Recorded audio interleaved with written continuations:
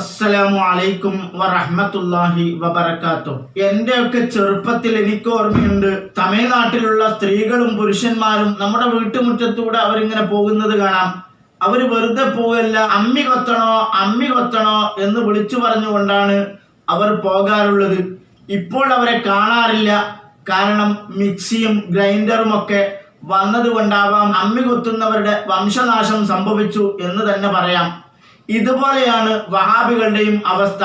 സമസ്തക്കാരുടെ വീട്ടുമുറ്റത്ത് വന്നുകൊണ്ട് സംവാദത്തിനുണ്ടോ വെല്ലുവിളിക്കുന്നു എന്ന് പറഞ്ഞുകൊണ്ടേയിരിക്കും.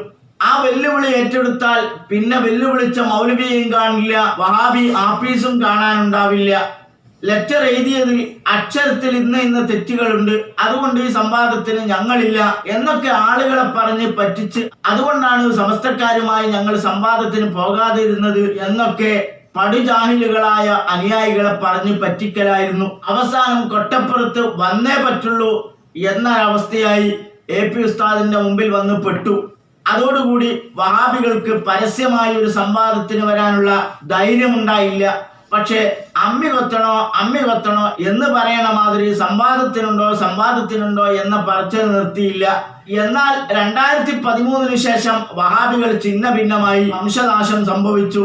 ഇപ്പോൾ അമ്മി കൊത്തണോ എന്നങ്ങനെ കേൾക്കാറില്ല. നിങ്ങളുടെ തൗഹീദിൽ ഏതാണ് പിഴക്കാത്ത തൗഹീദ്, ഏതാണ് പേച്ച തൗഹീദ് എന്ന് തീരുമാനമാക്കിയിട്ട് മതി ഞങ്ങളുമായിട്ടൊരു സംവാദത്തിന് ഏറ്റുമുട്ടല്. അല്ലെങ്കിൽ നിങ്ങൾ ഞങ്ങളുടെ മുമ്പിൽ കുടുങ്ങിപ്പോകും. 2013 മുമ്പുള്ള തൗഹീദ് അനുസരിച്ചാണോ ഇപ്പൊ ഇത് ശിർക്കായത്, അല്ല ശേഷമുള്ള തൗഹീദ് അനുസരിച്ചാണോ ഇപ്പൊ ഇത് ശിർക്കായത് എന്ന് നിങ്ങൾ ശിർക്കാണെന്ന് പറയുന്നതിന് ഞങ്ങൾ സംശയം ചോദിച്ചാൽ നിങ്ങളുടെ ആപ്പീസ് പൂട്ടിപ്പോകും എന്ന് നമ്മൾ പറഞ്ഞു കളയുമോ എന്ന് പേടിച്ചുകൊണ്ടാണ് വഹാബികൾ ഇപ്പോൾ സംവാദത്തിന് വിളിക്കാത്തത്. ഇരിക്കട്ടെ, എന്റെ വിഷയം ഇപ്പോൾ അതല്ല. വഹാബികളിൽ നിന്ന് തന്നെ വഹാബികൾക്ക് തൗഹീദില്ല എന്ന് പറഞ്ഞ്, നിങ്ങളുടെ തൗഹീദ് പേച്ചതാണെന്ന് പറഞ്ഞ് വെല്ലുവിളിക്കുന്ന അവസ്ഥയാണ് ഇപ്പോൾ കാണുന്നത്. പണ്ട് സമസ്തക്കാർക്ക് തൗഹീദില്ല എന്ന് പറഞ്ഞുകൊണ്ടായിരുന്നു സമസ്തക്കാരെ സംവാദത്തിന് വെല്ലുവിളിച്ചതെങ്കിൽ ഇപ്പോൾ വഹാബികൾക്ക് തന്നെ തൗഹീദില്ല എന്ന് പറഞ്ഞുകൊണ്ട് മറ്റൊരു വഹാബി സംവാദത്തിന് വെല്ലുവിളിക്കുന്ന കാഴ്ചയാണ് നമുക്കെങ്ങും കാണാൻ സാധിക്കുന്നത്. അതിലൊന്നായിരുന്നു മുജാഹിദ് ബാലുശ്ശേരിയുടെ വെല്ലുവിളിച്ചത് മറ്റാരെയുമല്ല, വഹാബികളായ KNM-കാരെയാണ് വെല്ലുവിളിച്ചിട്ടുള്ളത്. 10 ലക്ഷം രൂപയാണ് മൂപ്പര് വെല്ലുവിളി സ്വീകരിച്ചാൽ ഓഫർ ചെയ്തിരുന്നത്. 10 ലക്ഷം കിട്ടുമെന്ന് വിചാരിച്ച് KNM-കാര് വെല്ലുവിളി ഏറ്റെടുക്കുകയും ചെയ്തു. നമുക്കതൊന്ന് കേട്ടു നോക്കാം. മുജാഹിദ് ബാലുശ്ശേരി പറഞ്ഞതനുസരിച്ച് ഞങ്ങൾ ഇന്ന് ആ ലെറ്റർ സിസ്റ്റത്തിന്റെ കോഴിക്കോട് ഓഫീസിൽ വെച്ച് കൊടുത്തിട്ടുണ്ട്. ഞാനുണ്ട്, റാഫി ഉണ്ട്, കൽപ്പഞ്ചേരി അബ്ദുൽ വഹാബ് സാറുണ്ട്. അപ്പോൾ ഞങ്ങൾ ഇന്ന് ഇൻഷാ അല്ലാഹ് മുജാഹിദ് ബാലുശ്ശേരി പറഞ്ഞതുപോലെ ലെറ്റർ കൊടുത്തിട്ടുണ്ട്. അദ്ദേഹവും വേറെ 4 പേര് ഇരുന്ന് ഒരു ചർച്ചയ്ക്ക് വേണ്ടിയിട്ടാണ് അദ്ദേഹം ക്ഷണിച്ചിട്ടുള്ളത്. ആ ക്ഷണിച്ചനുസരിച്ച് അദ്ദേഹം ഇസ്ലാമിക് ഓർഗനൈസേഷനിൽ ലെറ്റർ കൊടുക്കാൻ പറഞ്ഞു. അതൊന്ന് കൊടുത്ത് പോയി ഞങ്ങൾ ഇൻഷാ അല്ലാഹ് വരികയാണ്.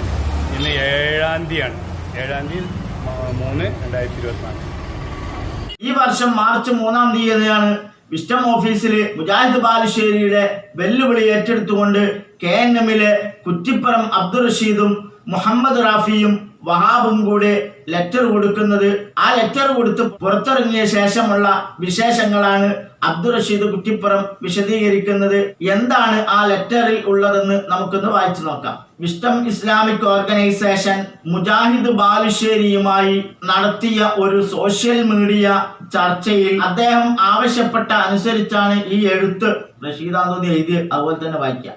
എന്റെ വാദം, മനുഷ്യനെ സംബന്ധിച്ച് അദൃശ്യവും അഭൗതികവുമായ ജിന്നിനോട് നമ്മൾ നടത്തുന്ന എല്ലാ സഹായത്തേട്ടങ്ങളും ശിർക്കും ഹറാമുമാണ്. എന്നാൽ മുജാഹിദ് ബാലുശ്ശേരി പറഞ്ഞു, എല്ലാ സഹായത്തേട്ടങ്ങളും ശിർക്കല്ല. അത് അഹ്ലുസുന്നയുടെ പണ്ഡിതരുടെ തഫ്സീറുകളിൽ നിന്ന് തെളിയിച്ചു തരാം. അതിന് നിങ്ങൾ വിസ്റ്റം ഇസ്ലാമിക് ഓർഗനൈസേഷനുമായി ബന്ധപ്പെട്ട് ലെറ്റർ കൊടുക്കുക. അതുപോലെ ഞാനും 4 പണ്ഡിതന്മാരും നിങ്ങളും അതുപോലെ നേരിട്ടിരുന്ന് ചർച്ച നടത്താം. അദ്ദേഹം ആവശ്യപ്പെട്ടതനുസരിച്ചുള്ള ലെറ്ററാണിത്. വിസ്റ്റം ഇതിന് ഒരു ഉചിതമായ മറുപടി തരുമെന്ന് പ്രതീക്ഷിക്കുന്നു. അബ്ദുൾ റഷീദ് കുറ്റിപ്പുറം ഒപ്പ്. ഇതാണ് ആ ലെറ്ററിലുള്ളത്. 3 മാസമായിട്ട് ഇതുവരെ മിണ്ടിയിട്ടില്ല. KNMന്റെ പ്രതീക്ഷ അപ്പാടെ തകർത്തു മുജാഹിദ് ബാലുശ്ശേരിയും വിസ്റ്റംകാരും എന്നാണ് KNM റഷീദ് അവകാശപ്പെടുന്നത്. അസ്സലാമു അലൈക്കും. ഇദ്ദേഹത്തിന് പറയാൻ ഒരു പേടി, ജിന്ന് പിശാചുക്കളെ ഖാസാക്കാൻ ഒരു പേടി. അപ്പോൾ എന്തു ചെയ്തു? ആലമുഷഹാദയിലുള്ള മുഴുവൻ ജീവജാലങ്ങളിലേക്കും ഇദ്ദേഹം എന്ത് ചെയ്തു? ജിന്ന് പിശാചുക്കളെ കൊണ്ടുവന്നു. എന്നിട്ട് ഇതെല്ലാം കൂടി ഒരു സൃഷ്ടി എന്നുള്ള രൂപത്തിൽ സംസാരിച്ചു. അപ്പോൾ ആലമുൽ ഗൈബിൽ നമ്മളെ സംബന്ധിച്ചിടത്തോളം വഹീൻ്റെ അടിസ്ഥാനത്തിൽ അറിയുന്ന സൃഷ്ടിയെയും നമ്മളെ സംബന്ധിച്ചിടത്തോളം നമ്മുടെ ഭാര്യയും കുട്ടികളെയും മക്കളെയും ഒക്കെ ഒന്നിലേക്ക് കൊണ്ടുവന്നു. എന്നിട്ട് ഇവരോട് തേടുന്നത് ശിർക്കാണെന്നുള്ള ആയത്ത് ചോദിച്ചു. ഇതെന്തിനാ ചോദിച്ചത്?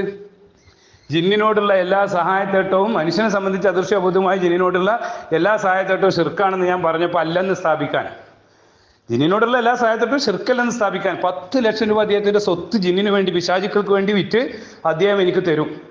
എന്നിട്ട് അദ്ദേഹം എന്താ സ്ഥാപിച്ചെടുക്കാന്നറിയോ? ഉമ്മാനോട് ചോറ് വയ്ക്കാൻ പാടുണ്ടോ? ഭാര്യനോട് ഒരു ഗ്ലാസ് വെള്ളം എടുത്താൻ പറയാൻ പാടുണ്ടോ? അയൽവാസിയിലേക്ക് പൈസ ഉണ്ടെങ്കിൽ ഒരു 10,000 രൂപ തരാൻ പാടും. ഇത് ശിർക്കാണോന്ന് പറയാനല്ല. ഇതിനല്ല ബാലുശ്ശേരി എനിക്ക് 10 ലക്ഷം ഓഫർ ചെയ്തേ. പിന്നെന്തിനാ?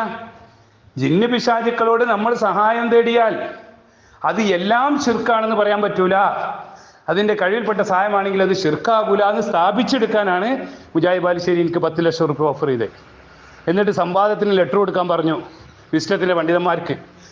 വിസ്ഡത്തിൻ്റെ ഓഫീസിൽ അവർ സ്വീകരിക്കുമെന്ന് പറഞ്ഞു. അവരുടെ അടുത്ത് ദൂരക്ക് എറിഞ്ഞു. ഏത് ബാലുശ്ശേരി എന്ന് ചോദിച്ചു. അവർക്ക് എന്ത് ബാലുശ്ശേരി? അപ്പോൾ മൂപ്പര് പറഞ്ഞു, എൻ്റെ അടുത്തേക്ക് വായോ, നീ 4 ആളെ കൂട്ടിക്കോ, അതിൻ്റെ ഫുള്ള് ചെലവ് ഞാനെടുക്കും, ഭാര്യ ബാലുശ്ശേരി എടുക്കും. എന്നോട് പറഞ്ഞ വോയിസ് ഉണ്ട് എൻ്റെ അടുത്ത്. എന്നോട് കിതാബ് സുന്നത്തൊന്നും വെച്ചിട്ടല്ല, എൻ്റെ ബുദ്ധി ഉപയോഗിച്ച് തൊട്ടി ഉണർത്തി ഞാൻ എനിക്ക് പറഞ്ഞുതരാം. അതിന് എന്നോട് 3-4 പണ്ഡിതന്മാരും വിളിക്കാൻ പറഞ്ഞു. എൻ്റെ കൂടെ ആളെ മൂപ്പര് 2-3 ആളെ വിളിക്കാം. മൂപ്പര് വീട്ടിൽ ചർച്ച ചെയ്യാമെന്ന് പറഞ്ഞു. ബാലുശ്ശേരിയുടെ വീട്ടിൽ അനങ്ങുന്നില്ല, വിളിച്ചിട്ട് ഫോൺ എടുക്കുന്നില്ല, മെസ്സേജ് ചെയ്തിട്ട് ഫോൺ എടുക്കുന്നില്ല. ഞാൻ വരാൻ തയ്യാറാണ്, ഇവ അനങ്ങുന്നില്ല.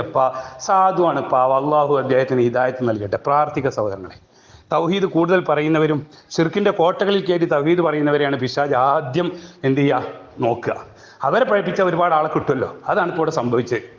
അതുകൊണ്ട് ബാലുശ്ശേരിക്ക് വേണ്ടി നമുക്ക് പ്രാർത്ഥിക്കാം. അള്ളാഹു അദ്ദേഹത്തിന് ഹിദായത്ത് നൽകട്ടെ, സത്യം പറയാൻ തോന്നിപ്പിക്കട്ടെ. ജിന്ന് പിശാചുക്കളോട് നമ്മൾ സഹായം തേടിയാൽ അതെല്ലാം ശിർക്കാണ്, എല്ലാം പ്രാർത്ഥനയാണെന്ന് പറയാൻ അദ്ദേഹത്തിന് തോന്നിപ്പിക്കട്ടെ. നമ്മൾ അള്ളാഹു കാത്തുരക്ഷിക്കട്ടെ. അസ്സലാമു അലൈക്കും വറഹ്മത്തുള്ളാഹി വബറകാതുഹു. 3 മാസം പിന്നിട്ട് കഴിഞ്ഞ സഹോദരന്മാരെ, അഖീദപരമായി നിങ്ങൾക്ക് വിസ്റ്റം വിഭാഗത്തിന് അബദ്ധം സംഭവിച്ചിട്ടുണ്ട്. നിങ്ങളുടെ വിശ്വാസത്തിൽ ഷിർക്ക് കലർന്നിട്ടുണ്ട്. നിങ്ങൾ സമസ്തയേക്കാളും വികലമായ വിശ്വാസത്തിലാണ് അകപ്പെട്ടിട്ടുള്ളത് എന്ന് പ്രാമാണികമായി തെളിയിക്കാൻ ഞങ്ങൾ തയ്യാറാണ് എന്ന് പറഞ്ഞുകൊണ്ട് മുജാഹിദ് ബാലുശ്ശേരിയുടെ അഭ്യർത്ഥനയെ മാനിച്ചുകൊണ്ട് കേരള നദുവത്തുൽ മുജാഹിദീൻ്റെ പ്രവർത്തകർ കോഴിക്കോടുള്ള വിസ്റ്റത്തിൻ്റെ ഓഫീസിൽ ഒരു ലെറ്റർ കൊടുക്കുകയുണ്ടായി. ആ ലെറ്റർ കൊടുത്തിട്ട് അതിനൊരു മറുപടി പ്രതീക്ഷിച്ച് ഞങ്ങൾ 1 മാസം കഴിഞ്ഞ് വിളിച്ചു. അവിടുത്തെ സ്റ്റാഫുകൾ പറയുന്നു, ഞങ്ങൾ എന്ത് ചെയ്യാനാണ്, നേതാക്കന്മാർ ലെറ്റർ വാങ്ങിക്കൊണ്ടുപോയി ഞങ്ങളുടെ കയ്യിൽ നിന്ന്, ഞങ്ങൾ മറുപടി കൊടുത്തോളാം എന്ന് പറഞ്ഞു. നിങ്ങൾക്ക് ഇതുവരെ തന്നിട്ടില്ലേ? മറുപടി ഇതുവരെ തന്നിട്ടില്ലേ? തന്നു എന്നാണല്ലോ ഞങ്ങളോട് പറഞ്ഞത് എന്ന്. ഇതാണ് അവസ്ഥ സഹോദരന്മാർ. ഇതൊന്നും ഇല്ലാത്തതല്ല കേട്ടോ, ഞങ്ങളുടെ വാക്കുകൾക്ക് റബ്ബ് സാക്ഷിയാണ്.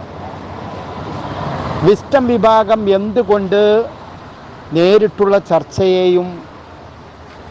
ചർച്ചയെ ഭയപ്പെടുന്നു? എന്തുകൊണ്ട് വിസ്റ്റം വിഭാഗത്തിൻ്റെ പണ്ഡിതന്മാർ കേരള നദുവത്തുൽ മുജാഹിദീൻ്റെ പ്രവർത്തകരുടെ ടെലിഫോൺ കോളുകൾ എടുക്കാതെ പോകുന്നു?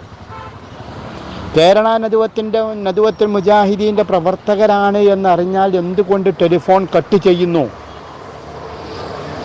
നിങ്ങൾ ചിന്തിക്കുക. ആദർശം കയ്യിലുണ്ട് എങ്കിൽ, പറയുന്ന ആദർശം പ്രാമാണികമാണ് എങ്കിൽ എന്തുകൊണ്ട് വിസ്റ്റം പണ്ഡിതന്മാർ ഭയപ്പെടുന്നു? ആരെ ഭയപ്പെടുന്നു? ചോദ്യങ്ങളെ ഭയപ്പെട്ട ചരിത്രം മുജാഹിദ് പ്രവർത്തകർക്കില്ലല്ലോ.